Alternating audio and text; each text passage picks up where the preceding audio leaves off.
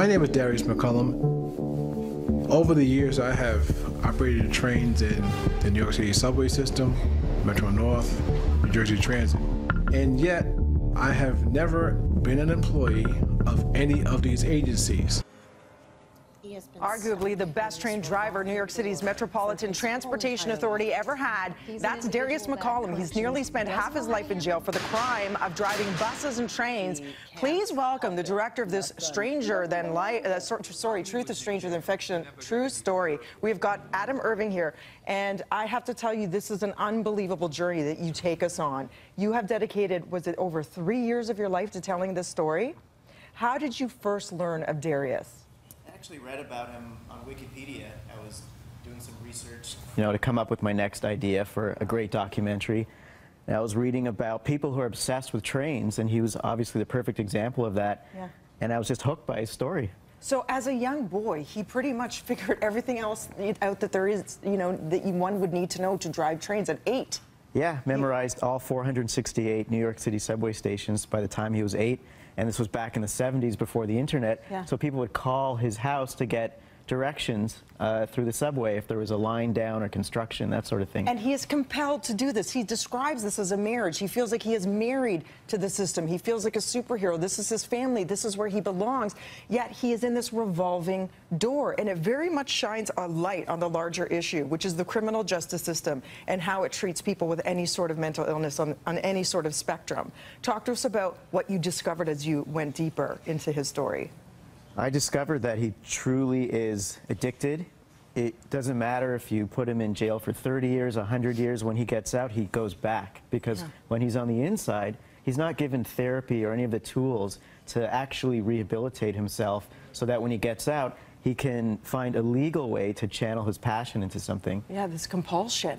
And people are saying, what could we do for Darius right now? Well, there is a big screen adaptation on top of your documentary, which we'll be able to see beginning tomorrow. It'll be running for a week. And then again, a few dates have been added at the end of October because there's such a demand to see this. Yes. Julia Roberts will be taking on the role as his lawyer, his legal aid. So do you think that will continue to help propel this into mainstream consciousness to hopefully, act on some sort of change in how we deal with people with mental illness? Yeah, I mean, my documentary is on a more limited scale than a, let's say, $20 million Hollywood movie where millions of people will see that film. And I think people, even judges, legislators who see my film or the Julia Roberts film will take action because it's a really sad story that calls for some sort of change. And the obvious thing running throughout is, why don't they just hire him already? He served for years, worked for them for free. He drove trains and buses on routes and got all the passengers there safely, and they don't want to take the risk. Do you agree with that decision?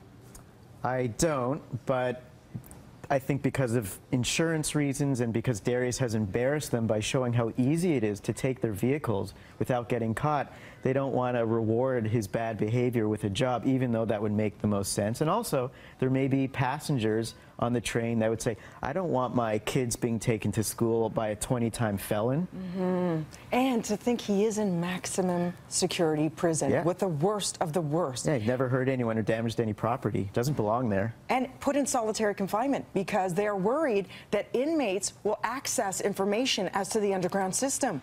Yeah, they're afraid that maybe a terrorist who's in there could get information for him on how to steal a train or how to break into a bus depot and impersonate a transit worker, and then who knows what they could do with those vehicles. And mind-blowing stats also, where it sees, $60,000 a year to keep him in prison. No money spent on any sort of therapy. No, and that's almost exactly what he would have been paid as a union subway or bus driver. So it's really a big waste that they haven't found a way to get around. And then out he comes, again, it's that revolving door. And he even says himself, he's so articulate, so well-spoken. I am sick of the recidivism rate. I don't know how to get myself out of this cycle. And what do they give him? $40, and off you go into the world again, right? Yeah, that's something. $40. I wouldn't have believed until I saw it, but they really don't give you anything. I mean, who's going to hire a felon? He's got no family in New York. He's got nowhere to live, so he does what he knows how to do, which is go back to the subway, take a train, get caught, and then he's got his 3 meals a day back in jail, and the cycle continues again. You did a brilliant job with this. It is so engaging. It's entertaining. At one point, you're laughing. At the other point, you're just heartbroken by it all. And it definitely leads to this discussion in terms of the bigger picture and what to do and how to serve people, citizens, better rather than just throw them in jail. So thank you for doing that. Off the Rails is what it's called. It opens tomorrow at Hot Docs, Ted Rogers Cinema. For more information, breakfasttelevision.ca. It does run for a week, and then because it's already selling out, you've extended 3 more dates at the end of October. Correct. Thank you so much. Right now, we're going to throw things over to Kev.